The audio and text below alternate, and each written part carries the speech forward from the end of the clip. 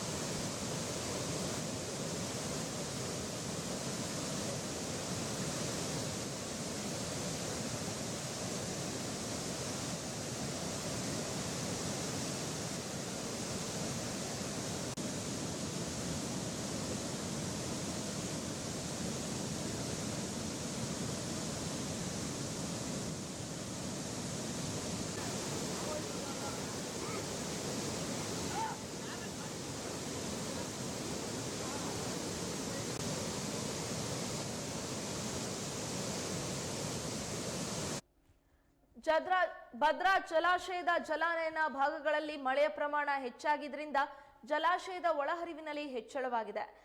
ಜಲಾಶಯಕ್ಕೆ 11,253 ಕ್ಯೂಸೆಕ್ ಒಳಹರಿವು ಇದೆ. ಜಲಾಶಯದ ಒಟ್ಟು ಹೊರಹರಿವು 4,193 ಕ್ಯೂಸೆಕ್ ಇದೆ. ಇನ್ನು ಡ್ಯಾಂನ ಇಂದಿನ ನೀರಿನ ಮಟ್ಟ 182.9 ಅಡಿ ಇದೆ. ಕಳೆದ 2-3 ದಿನಗಳಿಂದ ಬೆಳಗ್ಗೆಯೂ ಕೂಡ ಮಳೆಯಾಗ್ತಾ ಇದೆ. ಮಳೆಯ ಪ್ರಮಾಣ ಕಡಿಮೆಯಾಗಿರುವ ರೀತಿ ಇದೆ.